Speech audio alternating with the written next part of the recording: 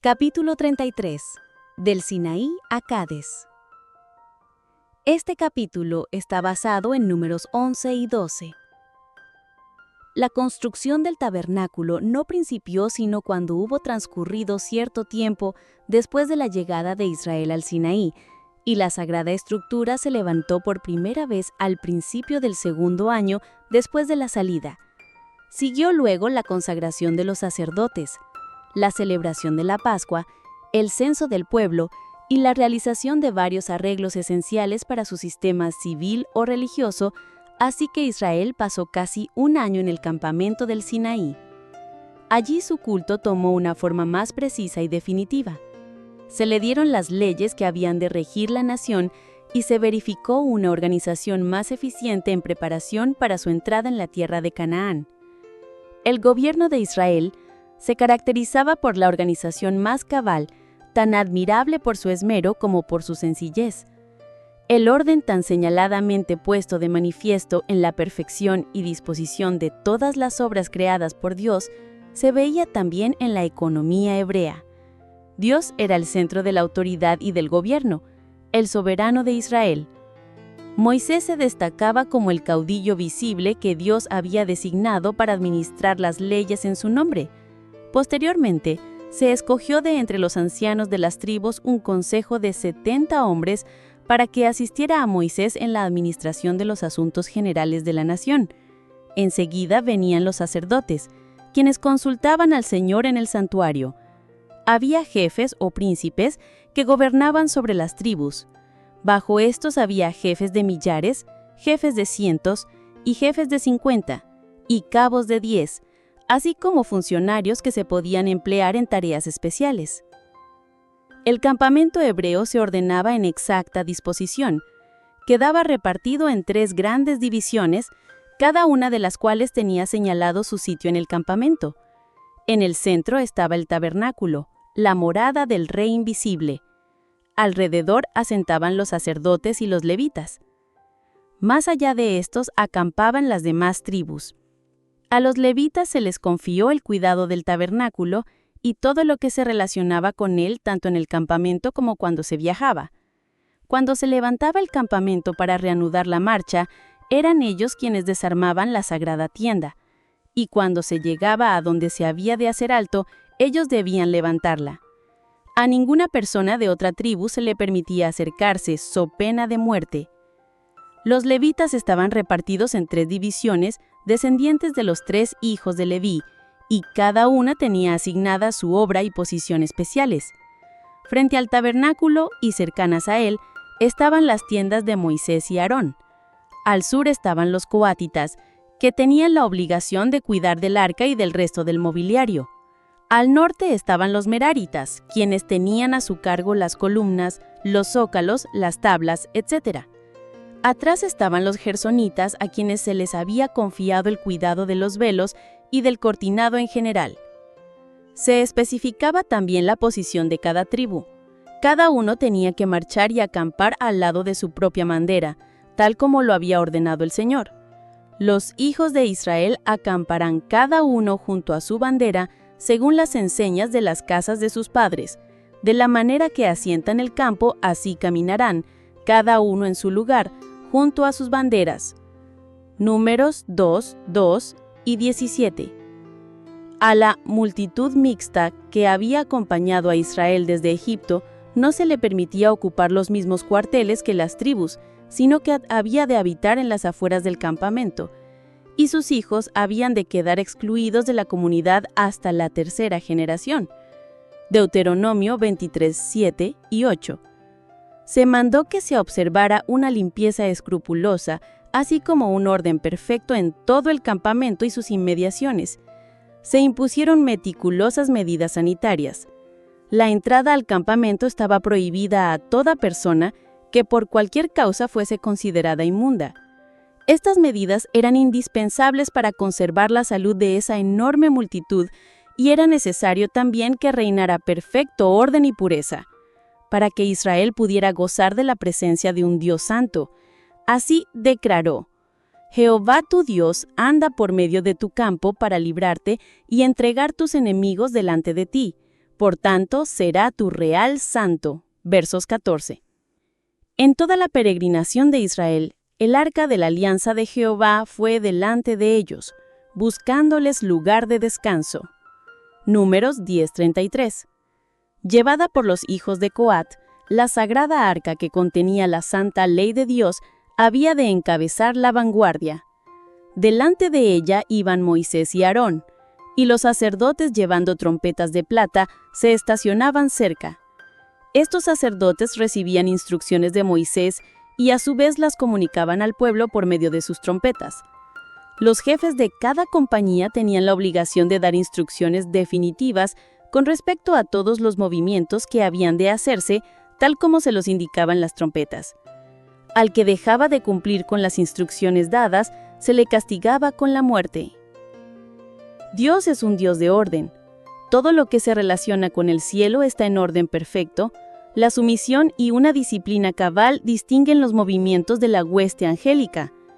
El éxito solo puede acompañar al orden y la acción armónica. Dios exige orden y sistema en su obra en nuestros días tanto como los exigía en los días de Israel. Todos los que trabajan para Él han de actuar con inteligencia, no de forma negligente o al azar. Él quiere que su obra se haga con fe y exactitud para que pueda poner sobre ella el sello de su aprobación. Dios mismo dirigió a los israelitas en todos sus viajes. El sitio en que habían de acampar les era indicado por el descenso de la columna de nube, y mientras habían de permanecer en el campamento, la nube se mantenía asentada sobre el tabernáculo. Cuando era tiempo de que continuaran su viaje, la columna se levantaba en alto sobre la sagrada tienda.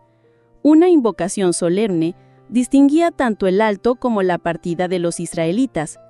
Y fue que moviendo el arca, Moisés decía: «Levántate, Jehová, y sean disipados tus enemigos, y huyan de tu presencia los que te aborrecen». Y cuando ella asentaba decía: «Vuelve, Jehová, a los millares de millares». Números 10, 35 y 36. Una distancia de solo 11 días de viaje mediaba entre el Sinaí y Cades en la frontera de Canaán, y fue con la esperanza de entrar rápidamente en la buena tierra que las huestes de Israel reanudaron su marcha cuando la nube dio por fin la señal para seguir hacia adelante. Jehová había obrado maravillas al sacarlos de Egipto, y qué bendiciones podrían esperar ahora que habían pactado formalmente aceptarle como su soberano y habían sido reconocidos como el pueblo escogido del Altísimo. Sin embargo, a muchos les costaba abandonar el sitio donde habían acampado por tanto tiempo. Habían llegado casi a considerarlo como su hogar. Al abrigo de aquellas murallas de granito, Dios había reunido a su pueblo aparte de todas las demás naciones para repetirle su santa ley. Se deleitaban en mirar el sacro monte, en cuyas picos blanquecinos y cumbres váridas, la divina gloria se había manifestado ante ellos tantas veces. Ese escenario estaba tan íntimamente asociado con la presencia de Dios y de los santos ángeles, que les parecía demasiado sagrado para abandonarlo irreflexivamente o siquiera alegremente. A la señal de los trompeteros, sin embargo, todo el campamento se puso en marcha, llevando el tabernáculo en medio, ocupando cada tribu su sitio señalado bajo su propia bandera. Todos los ojos miraron ansiosamente para ver en qué dirección les guiaría la nube. Cuando se movió hacia el este, donde solo había sierras negras y desoladas, un sentimiento de tristeza y de duda se apoderó de muchos corazones. A medida que avanzaban, el camino se les hizo más escabroso. Iba por hondonadas pedregosas y páramos béridos. Alrededor de ellos estaba el gran desierto. Estaban en una tierra desierta y despoblada, por tierra seca y de sombra de muerte, por una tierra por la cual no pasó varón, ni allí habitó hombre. Jeremías 2:6. Los desfiladeros rocosos, tanto los lejanos como los cercanos, estaban repletos de hombres, mujeres y niños, con bestias y carros, y líneas interminables de rebaños y manadas. El progreso de su marcha era necesariamente lento y trabajoso, y después de haber estado acampados por tanto tiempo, las multitudes no estaban preparadas para soportar los peligros e incomodidades de la jornada. Al transcurrir 3 días de viaje, se oyeron quejas.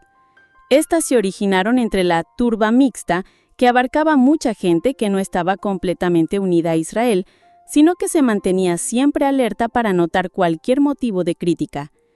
Los quejosos no estaban satisfechos con la dirección que se seguía en la marcha, y constantemente censuraban la manera en que Moisés los dirigía, aunque sabían que, como ellos mismos, él seguía la nube orientadora. El desafecto es contagioso y pronto cundió en todo el campamento. Nuevamente comenzaron a clamar pidiendo carne para comer. A pesar de que se les había suministrado maná en abundancia, no estaban satisfechos.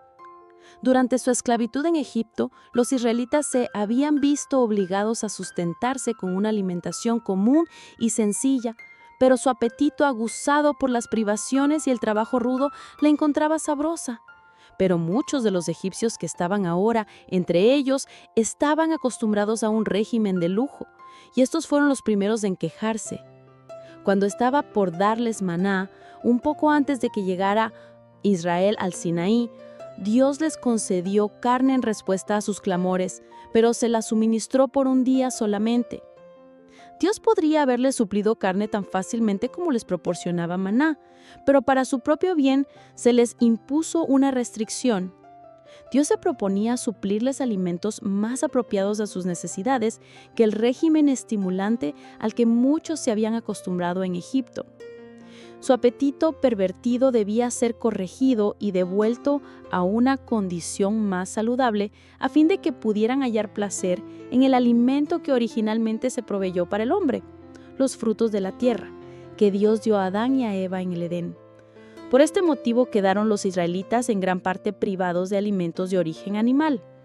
Satanás los tentó para que consideraran esta restricción como cruel e injusta. Les hizo codiciar las cosas prohibidas porque vio que la complacencia desenfrenada del apetito tendería a producir sensualidad y por estos medios le resultaría más fácil dominarlos. El autor de las enfermedades y las miserias asaltará a los hombres donde pueda alcanzar más éxito. Mayormente por las tentaciones dirigidas al apetito, ha logrado inducir a los hombres a pecar desde la época en que indujo a Eva a comer el fruto prohibido, y por este mismo medio indujo a Israel a murmurar contra Dios. Porque favorece efectivamente a la satisfacción de las pasiones bajas, la intemperancia en el comer y en el beber, prepara el camino para que los hombres menosprecien todas las obligaciones morales. Cuando la tentación los asalta, tienen muy poca fuerza de resistencia. Dios sacó a los israelitas de Egipto para establecerlos en la tierra de Canaán, como un pueblo puro, santo y feliz. En el logro de este propósito, les hizo pasar por un curso de disciplina, tanto para su propio bien como para el de su posteridad. Si hubieran querido dominar su apetito en obediencia a las sabias restricciones de Dios, no se habría conocido debilidad ni enfermedad entre ellos. Sus descendientes habrían poseído fuerza física y espiritual. Habrían tenido percepciones claras y precisas de la verdad y del deber, discernimiento agudo y sano juicio, pero no quisieron someterse a las restricciones y a los mandamientos de Dios, y esto les impidió en gran parte llegar a la alta norma que Él deseaba que ellos alcanzasen y recibir las bendiciones que Él estaba dispuesto a concederles. Dice el salmista: pues tentaron a Dios en su corazón, pidiendo comida a su gusto, y hablaron contra Dios diciendo: ¿podrá poner mesa en el desierto? He aquí, e hirió la peña, y corrieron aguas, y arroyos salieron ondeando. ¿Podrá también dar pan? ¿Aparejará carne a su pueblo? Por tanto oyó Jehová e indignóse. Las murmuraciones y las azonadas habían sido frecuentes durante el trayecto del Mar Rojo al Sinaí, pero porque se compadecía de su ignorancia y su ceguera, Dios no castigó el pecado de ellos con sus juicios. Pero desde entonces se les había revelado en Horeb. Habían recibido mucha luz, pues habían visto la majestad, el poder y la misericordia de Dios, y por su incredulidad y descontento incurrieron en gran culpabilidad. Además, habían pactado aceptar a Jehová como su rey y obedecer su autoridad. Sus murmuraciones ahora eran rebelión, y como tal habían de recibir pronto y señalado castigo si se quería preservar a Israel de la anarquía y la ruina. Enardecióse su furor y encendióse en ellos fuego de Jehová, y consumió un cabo del campo. Aterrorizado, el pueblo suplicó a Moisés que implorase al Señor en su favor. Así lo hizo y el fuego se extinguió. En memoria de este castigo, Moisés llamó a aquel sitio Tadera, incendio. Pero la iniquidad empeoró. Pronto, en vez de llevar a los sobrevivientes a la humillación y al arrepentimiento, este temible castigo no pareció tener en ellos otro fruto que intensificar las murmuraciones. Por todas partes el pueblo se reunía a la puerta de sus tiendas, llorando y lamentándose. El vulgo que había en medio tuvo un vivo deseo y volvieron. Y aún lloraron los hijos de Israel y dijeron: ¿Quién nos diera a comer carne? Nos acordamos del pescado que comíamos en Egipto de balde, de los cohombros y de los melones y de los puerros y de las cebollas y de los ajos, y ahora nuestra alma se seca, que nada sino maná en nuestros ojos. Así manifestaron su descontento con los alimentos que su Creador les proporcionaba. Sin embargo, tenían pruebas constantes de que ese alimento se adaptaba a sus necesidades, pues a pesar de las tribulaciones que soportaban, no había ni una sola persona débil en todas las tribus. El corazón de Moisés desfalleció. Había suplicado que Israel no fuera destruido, aun cuando esta destrucción habría permitido que su propia posteridad se convirtiera en una gran nación. En su amor por los hijos de Israel, había pedido que su propio nombre fuera borrado del libro de la vida antes de que se les dejara perecer. Lo había arriesgado todo por ellos, y esta era su respuesta. Le achacaban todas las tribulaciones que pasaban, aún los sufrimientos imaginarios. Y sus murmuraciones inicuas hacían doblemente pesada la carga de cuidado y de responsabilidad bajo la cual vacilaba. En su angustia llegó a sentirse tentado a desconfiar de Dios. Su oración fue casi una queja. ¿Por qué has hecho mal a tu siervo? ¿Y por qué no he hallado gracia en tus ojos, que has puesto la carga de todo este pueblo sobre mí? ¿De dónde tengo yo carne para dar a todo este pueblo? Porque lloran a mí diciendo: danos carne para comer. ¿No puedo yo solo soportar a todo este pueblo que me es pesado demasiado?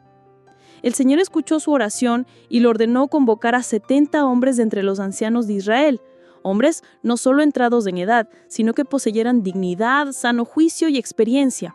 Y tráelos a la puerta del tabernáculo del testimonio y esperen allí contigo. Y yo descenderé y hablaré allí contigo, y tomaré del espíritu que está en ti y pondré en ellos. Y llevarán contigo la carga del pueblo, y no la llevarás tú solo. El Señor permitió a Moisés que él mismo escogiera a los hombres más fieles y eficientes para que compartieran con él la responsabilidad. Su influencia serviría para refrenar la violencia del pueblo y reprimir la insurrección. No obstante, graves males resultarían eventualmente del ascenso de ellos. Nunca habrían sido escogidos si Moisés hubiera manifestado una fe correspondiente a las pruebas que había presenciado del poder y la bondad de Dios, pero había exagerado sus propios servicios y cargas y había casi perdido de vista el hecho de que no era más que el instrumento por medio del cual Dios había actuado. No tenía excusa por haber participado, aún en mínimo grado, del espíritu de murmuración que era la maldición de Israel. Si hubiera confiado por completo en Dios, el Señor le habría guiado continuamente y le habría dado fortaleza para toda emergencia. A Moisés se le dieron instrucciones para que preparara al pueblo para lo que Dios iba a hacer en su favor. Santificaos para mañana y comeréis carne, pues que habéis llorado en oídos de Jehová diciendo: ¿quién nos diera a comer carne? Cierto, mejor nos iba en Egipto. Jehová pues os dará carne y comeréis. No comeréis un día, ni 2 días, ni 5 días, ni 20 días, sino hasta 1 mes de tiempo, hasta que os salga por las narices y os sea en aborrecimiento. Por cuanto menospreciasteis a Jehová, que está en medio de vosotros, y llorasteis delante de él, diciendo: ¿para qué salimos acá de Egipto? 600,000 de a pie es el pueblo en medio del cual yo estoy, y tú dices: les daré carne y comerán, el tiempo de 1 mes. ¿Se han de degollar para ellos ovejas y bueyes que les basten? ¿O se juntarán para ellos todos los peces de la mar para que tengan abasto? Dios le reprendió así por su falta de confianza. ¿Hase acortado la mano de Jehová? Ahora verás si te sucede mi dicho o no. Moisés repitió al pueblo las palabras del Señor y le anunció el nombramiento de los 70 ancianos. Las instrucciones que el gran jefe les dio a estos hombres escogidos podían bien servir como modelo de integridad judicial para los jueces y legisladores de los tiempos modernos. Oíd entre vuestros hermanos y juzgad justamente entre el hombre y su hermano y el que le es extranjero. No tengáis respeto de personas en el juicio, así al pequeño como el grande oiréis. No tendréis temor de ninguno, porque el juicio es de Dios. Deuteronomio 1, 16 y 17. Luego Moisés hizo comparecer a los 70 ante el tabernáculo.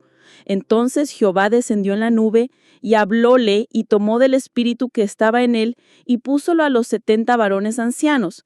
Y fue que cuando posó sobre ellos el espíritu, profetizaron y no cesaron. Como los discípulos en el día del Pentecostés fueron investidos de potencia de arriba. Lucas 24:49. Plació al Señor prepararlos así para su obra y honrarlos en presencia del pueblo, para que se estableciera confianza en ellos como hombres divinamente escogidos para participar con Moisés en el gobierno de Israel. Nuevamente se manifestó el espíritu elevado y desinteresado del gran caudillo. 2 de los 70 ancianos, teniéndose humildemente por indignos de un cargo de tanta responsabilidad, no habían concurrido con sus hermanos ante el tabernáculo. Pero el Espíritu de Dios descendió sobre ellos donde estaban, y ellos también ejercieron el don de profecía. Cuando se le informó esto a Josué, quiso poner coto a esta irregularidad, temiendo que pudiera fomentar la división. Celoso por el honor de su jefe, dijo: «Señor mío Moisés, impídelos». Pero él contestó: «¿Tienes tú celos por mí? Mas ojalá que todo el pueblo de Jehová fuesen profetas, que Jehová pusiera su espíritu sobre ellos». Un viento fuerte que sopló entonces de la mar trajo bandadas de codornices, y dejólas sobre el real, un día de camino de la una parte y un día de camino de la otra, en derredor del campo, y casi 2 codos sobre la haz de la tierra. Todo aquel día y aquella noche y el siguiente día, el pueblo trabajó recogiendo el alimento que milagrosamente se le había provisto. Recogieron grandes cantidades de codornices. El que menos recogió 10 homeres. Se conservó por desecamiento todo lo que no era necesario para el consumo del momento, de manera que la provisión, tal como Dios lo había prometido, fue suficiente para todo un mes. Dios dio a los israelitas lo que no era para su mayor beneficio porque habían insistido en desearlo. No querían conformarse con las cosas que mejor podían aprovecharles. Sus deseos rebeldes fueron satisfechos, pero se les dejó que sufrieran las consecuencias. Comieron desenfrenadamente y sus excesos fueron rápidamente castigados. Hirió Jehová al pueblo con una muy grande plaga. Muchos fueron postrados por fiebres calcinantes, mientras que los más culpables de entre ellos fueron heridos apenas probaron los alimentos que habían codiciado. En Haserot, el siguiente sitio en donde acamparon, después de salir de Tabera, una prueba aún mayor le esperaba a Moisés. Aarón y María habían ocupado una posición encumbrada en la dirección de los asuntos de Israel. Ambos tenían el don de profecía, y ambos habían estado asociados divinamente con Moisés en el libramiento de los hebreos. «Envié delante de ti a Moisés, y a Aarón, y a María», declaró el Señor por medio del profeta Miqueas. En temprana edad, María había revelado su fuerza de carácter cuando, siendo niña, vigiló a la orilla del Nilo el cesto en que estaba escondido el niño Moisés. Su dominio propio y su tacto habían contribuido a salvar la vida del libertador del pueblo. Ricamente dotada en cuanto a la poesía y la música, María había dirigido a las mujeres de Israel en los cantos de alabanza y las danzas en las playas del Mar Rojo. Ocupaba el segundo puesto después de Moisés y Aarón en los afectos del pueblo y los honores otorgados por el cielo. Pero el mismo mal que causó la primera discordia en el cielo brotó en el corazón de esta mujer de Israel, y no faltó quien simpatizara con ella en su desafecto. Ni María ni Aarón fueron consultados en el nombramiento de los 70 ancianos, y esto despertó sus celos contra Moisés.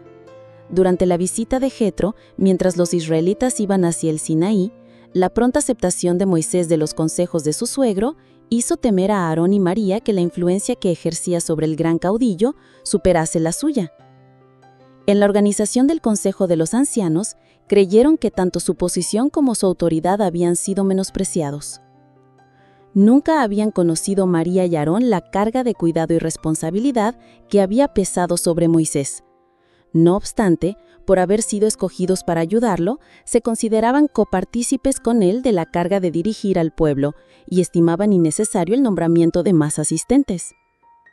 Moisés comprendía la importancia de la gran obra que se le había encomendado como ningún otro hombre jamás la había comprendido. Se daba cuenta de su propia debilidad y hizo a Dios su consejero. Aarón se tenía en mayor estima y confiaba menos en Dios. Había fracasado cuando se le había encomendado responsabilidad y reveló la debilidad de su carácter por su baja condescendencia en el asunto del culto idolátrico en el Sinaí. Pero María y Aarón, cegados por los celos y la ambición, perdieron esto de vista. Dios había honrado muy altamente a Aarón al designar a su familia para el cargo sagrado del sacerdocio. Sin embargo, aún esto contribuía ahora a intensificar su deseo de exaltación. Y dijeron, ¿solamente por Moisés ha hablado Jehová? ¿No ha hablado también por nosotros? Creyéndose igualmente favorecidos por Dios, pensaban que tenían derecho a la misma posición y autoridad que Moisés. Cediendo al espíritu de desafecto, María halló motivo de queja en cosas que había sobreseído especialmente Dios. El matrimonio de Moisés le había disgustado. El hecho de que había elegido una esposa de otra nación, en vez de tomarla de entre los hebreos, ofendió a su familia y el orgullo nacional. Se la trataba a Sefora con un menosprecio mal disimulado. Aunque se la llama mujer cusita o etíope, la esposa de Moisés era de origen madianita y por lo tanto descendiente de Abraham. En su aspecto personal difería de los hebreos en que era un tanto más morena. Aunque no era israelita, Sefora adoraba al Dios verdadero. Era de un temperamento tímido y retraído, tierno y afectuoso, y se afligía no mucho en presencia de los sufrimientos. Por esa razón, cuando Moisés fue a Egipto, consintió él en que se regresara a Madián. Quería evitarle la pena que le significaría presenciar los juicios que iban a caer sobre los egipcios. Cuando Sefora se reunió con su marido en el desierto, vio que las cargas que llevaba estaban agotando sus fuerzas y comunicó sus temores a Jetro, quien sugirió que se tomaran medidas para aliviarle. Esta era la razón principal de la antipatía de María hacia Sefora. Herida por el supuesto desdén infligido a ella y a Aarón, y considerando a la esposa de Moisés como causante de la situación, concluyó que su influencia le había impedido a Moisés que las consultara como lo había hecho antes. Si Aarón se hubiera mantenido firme del lado de lo recto, habría impedido el mal, pero en vez de mostrarle a María lo pecaminoso de su conducta, simpatizó con ella, prestó oídos a sus quejas y así llegó a participar de sus celos. Moisés soportó sus acusaciones en silencio paciente y sin queja. Fue la experiencia que adquiriera durante los muchos años de trabajo y de espera en Madián, el espíritu de humildad y longanimidad que cultivó allí, lo que preparó a Moisés para arrostrar con paciencia la incredulidad y la murmuración del pueblo y el orgullo y la envidia de los que hubieran debido ser sus asistentes firmes y decididos. Y aquel varón Moisés era muy manso, más que todos los hombres que había sobre la tierra, y por este motivo Dios le otorgó más de su sabiduría y dirección que a todos los demás. Dice la Escritura, encaminará a los humildes por el juicio y enseñará a los mansos su carrera. Los mansos son guiados por el Señor porque son dóciles y dispuestos a recibir. Y esta es la promesa del Salvador. El que quisiere hacer su voluntad, conocerá de la doctrina. Y en cuanto a aquel que adolece de duplicidad mental, o sea, quien trata de seguir los dictados de su propia voluntad, mientras profesa seguir la voluntad de Dios, se ha escrito, no piense pues tal hombre que recibirá cosa alguna del Señor. Dios había escogido a Moisés y lo había investido de su espíritu, y por su murmuración María y Aarón se habían hecho culpables de deslealtad no solo hacia quien fuera designado como su jefe, sino también hacia Dios mismo. Los murmuradores sediciosos fueron convocados al tabernáculo y cariados con Moisés. Entonces Jehová descendió en la columna de la nube y se puso a la puerta del tabernáculo, y llamó a Aarón y a María. No negaron sus aseveraciones acerca de las manifestaciones del don de profecía por su intermedio. Dios podía haberles hablado en visiones o sueños, pero a Moisés, a quien Dios claramente declaró, fiel en toda mi casa, se le había otorgado una comunión más estrecha. Con él, Dios hablaba cara a cara. ¿Por qué pues no tuvisteis temor de hablar contra mi siervo Moisés? Entonces el furor de Jehová se encendió en ellos y se fuese. La nube se retiró del tabernáculo como señal de desagrado de Dios, y María fue castigada. Quedó leprosa como la nieve. A Aarón se le perdonó el castigo, pero el de María fue una severa reprensión para él. Entonces, humillado hasta el polvo el orgullo de ambos, Aarón confesó el pecado que habían cometido y imploró al Señor que no dejara perecer a su hermana por aquel azote repugnante y fatal. En respuesta a las oraciones de Moisés, se limpió la lepra de María. Sin embargo, ella fue excluida del campo por 7 días.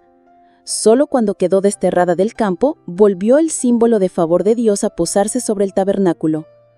En consideración a su elevada posición y en señal de pesar por el golpe que a ella había recibido, todo el pueblo permaneció en Aserot, esperando su regreso.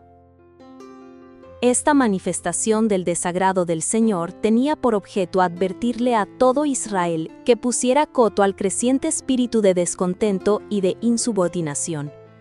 Si el descontento y la envidia de María no hubiesen recibido una señalada reprensión, habrían resultado en grandes males. La envidia es una de las peores características satánicas que puedan existir en el corazón humano, y es una de las más funestas en sus consecuencias. Dice el sabio: cruel es la ira e impetuoso el furor, mas ¿quién podrá parar delante de la envidia? Proverbios 27:4. Fue la envidia la que causó la primera discordia en el cielo, y el albergarla ha obrado males indecibles entre los hombres. Porque donde hay envidia y contención, allí hay perturbación y toda obra perversa. Santiago 3:16. No debemos considerar como cosa baladí el hablar mal de los demás, ni constituirnos nosotros mismos en jueces de sus motivos o acciones. El que murmura del hermano y juzga a su hermano, este tal murmura de la ley y juzga a la ley. Pero si tú juzgas a la ley, no eres guardador de la ley, sino juez. Santiago 4:11. Solo hay un juez, el cual también aclarará lo oculto de las tinieblas y manifestará los intentos de los corazones. Primera de Corintios 4:5. Y todo el que se encargue de juzgar y condenar a sus semejantes usurpa la prerrogativa del Creador. La Biblia nos enseña en forma especial que prestemos cuidado a no acusar precipitadamente a los llamados por Dios para que actúen como sus embajadores. El apóstol Pedro, al describir una clase de pecadores empedernidos, los llama atrevidos, contumaces, que no temen decir mal de las potestades superiores. Como quiera que los mismos ángeles, que son mayores en fuerza y en potencia, no pronuncian juicio de maldición contra ellas delante del Señor. Segunda de Pedro 2:10-11. Y Pablo, en sus instrucciones dadas a los que dirigen las iglesias, dice: contra el anciano no recibas acusación sino con 2 o 3 testigos. Primera de Timoteo 5:19. El que impuso a ciertos hombres la pesada carga de ser dirigentes y maestros de su pueblo, hará a éste responsable de la manera en que trate a sus siervos. Hemos de honrar a quienes Dios honró. El castigo que cayó sobre María debe servir de reprensión para todos los que, cediendo a los celos, murmuran contra aquellos sobre quienes Dios puso la pesada carga de su obra.